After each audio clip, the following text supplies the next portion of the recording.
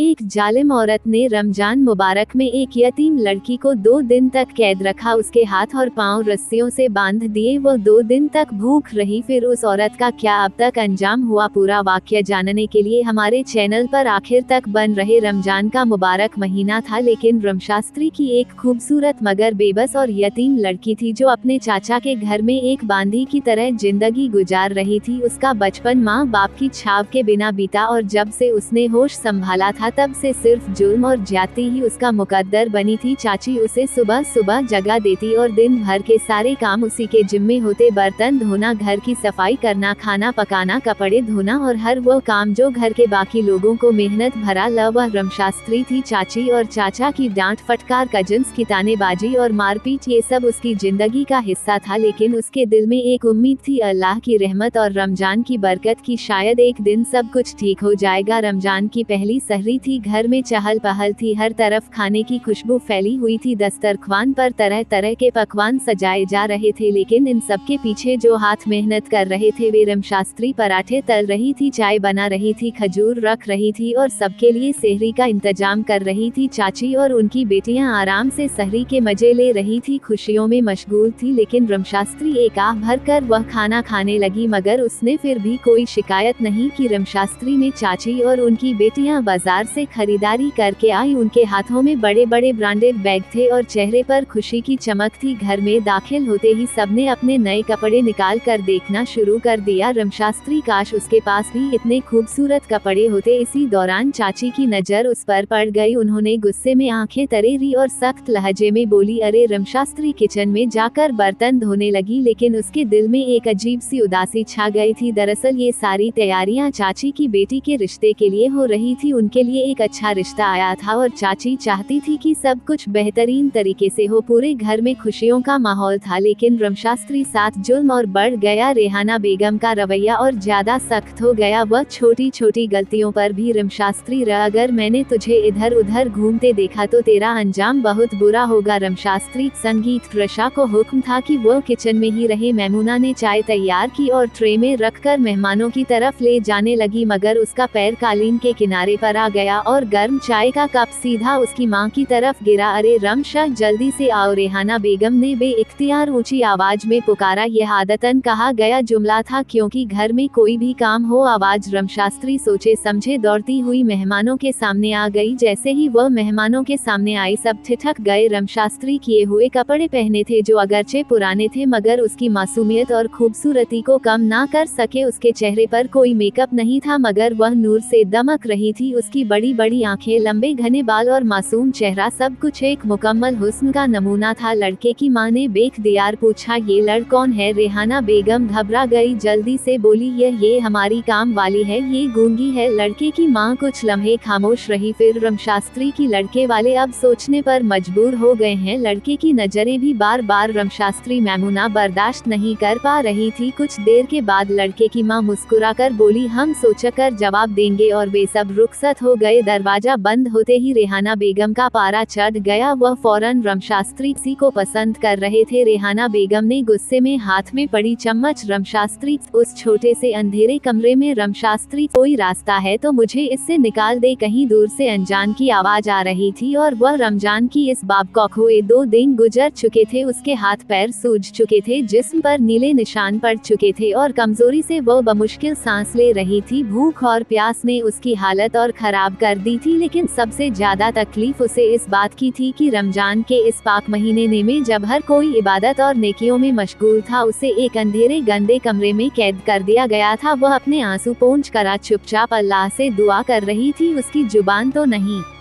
थी, मगर दिल की पुकार सीधे अर्श तक जा रही थी। या अल्लाह, तू सब देख रहा है, मैं किसी से कुछ नहीं कह सकती, मगर तू मेरा हाल जानता है, तू ही मुझे सब्र और हिम्मत दे। 2 दिन बाद रेहाना बेगम ने दरवाजा खोला, बाहर आजा और सुन, ज्यादा नखरे मत दिखाना वरना फिर बंद कर दूंगी। रमशास्त्री रोटियां बनाने की कोशिश कर रही थी, मगर हाथों पर पड़े जख्मों की तकलीफ बर्दाश्त करना मुश्किल हो रहा था। जैसे ही उसने बेलन पकड़ा, जख्म की जलन से उसकी आंखों में आंसू आ गए, मगर वह जानती थी कि अगर उसने काम छोड़ा तो चाची फिर से जुर्म ढाएगी। उसने चुपचाप अपने जख्मों को सहलाया और काम में लग गई। रेहाना बेगम को कोई अफसोस नहीं था, ना ही रमजान के तकद्दुस का कोई एहसास। वह लगातार रमशास्त्री जा रही थी। रिश्ता आए 2 दिन हो चुके थे मगर ना कोई फोन आया, ना कोई जवाब मिला। वह बार बार अपनी माँ से पूछ रही थी, अम्मी उन लोगों ने अभी तक कोई जवाब क्यों नहीं दिया? कहीं उन्होंने मेरी जगह रमशास्त्री और वे लोग कभी वापस नहीं आए। ना कोई फोन, ना कोई संदेश, ना ही कोई जवाब। ये खबर सुनकर रेहाना बेगम के गुस्से की सीमा ना रही। यह सब इस मनहूस लड़की की वजह से हुआ। अगर यह ना होती तो मैमूना का रिश्ता कब का तय हो चुका होता। मैमूना ने भी गुस्से में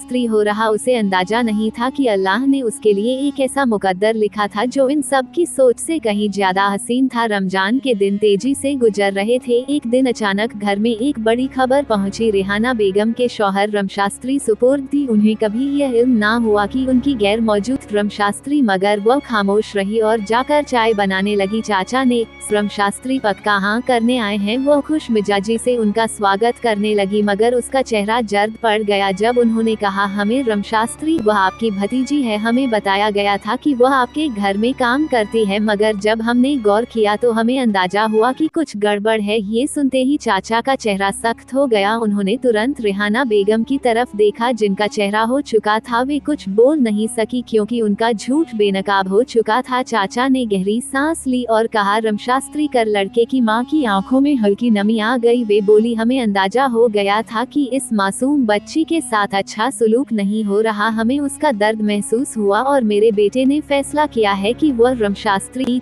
मगर चाचा अब सब कुछ समझ चुके थे। उनकी आंखों में गुस्सा था। रेहाना, क्या ये सच है कि तुमने संगीत रमशास्त्री? मैमूना के चेहरों पर हवाएं उड़ गई। वह सोच भी नहीं सकते थे कि जिस लड़की को वह नौकरानी बनाकर रखते थे आज वह उनके मुकाबिल खड़ी हो जाएगी, और वो भी इज्जत के साथ। चचा ने रमशास्त्री, मगर आज अल्लाह ने उसके लिए एक ऐसा दरवाजा खोल दिया था जिसका उसने कभी ख्वाब में भी नहीं सोचा था। चंद दिन बाद रमजान के बाबरकत महीने में वही घर जहां उसके साथ बदतर जुल्म हुआ था वहीं उसका निकाह हुआ। आज वह इज्जत के साथ उस घर से रुखसत हो रही थी जहां कल तक उसे एक नौकरानी समझा जाता था। अल्लाह ने उसकी दुआओं को सुना और उसके सब्र का सिला दिया। बेशक अल्लाह सब्र करने वालों के साथ है। रमशास्त्री मैमूना का भी एक अमीर खानदान में रिश्ता तय पा गया। रेहाना बेगम ने अपनी बेटी को बहुत धूमधाम से रुखसत किया। उन्हें लगा कि अब उनकी बेटी एक शाही जिंदगी गुजारेगी और वह अपनी सास के सामने फख्र से सर उठा सकेंगी, मगर किस्मत को कुछ और ही मंजूर था। चंद महीनों बाद खबरें आना शुरू हुई कि मैमूना के ससुराल में उसके साथ बहुत बुरा सलूक हो रहा है। वो लोग बहुत दौलतमंद तो थे मगर उनके दिल पत्थर के थे। मैमूना से नौकरानियों की तरह काम करवाया जाता, उसे बात बात पर जलील किया जाता और कभी कभी मारा पीटा भी जाता। रेहाना बेगम जो हमेशा अपनी बेटी के लिए नाजो नमक के ख्वाब देखती थी अब बेबसी से अपनी बेटी की तकलीफ को देख रही थी, मगर वह कुछ कर नहीं सकती थी क्योंकि अब हालात उनके इख्तियार से बाहर थे। एक दिन मैमूना पर जुल्म की इंतहा हो गई। मुसलसल जहनी और जिस्मानी तशद्दुद ने उसे इतना तोड़ दिया कि वह फालिज का शिकार हो गई। उसका आधा जिस्म मफल हो चुका था और वह किसी के सहारे के बिना हिल भी नहीं सकती थी। यह खबर जब रेहाना बेगम को मिली तो उन पर एक कयामत गुजर गई। वो भागती हुई अपनी बेटी के पास पहुंची, मगर जब उसे इस हाल में देखा तो उनकी अपनी जान पर बिजली गिर गई। वो चीखने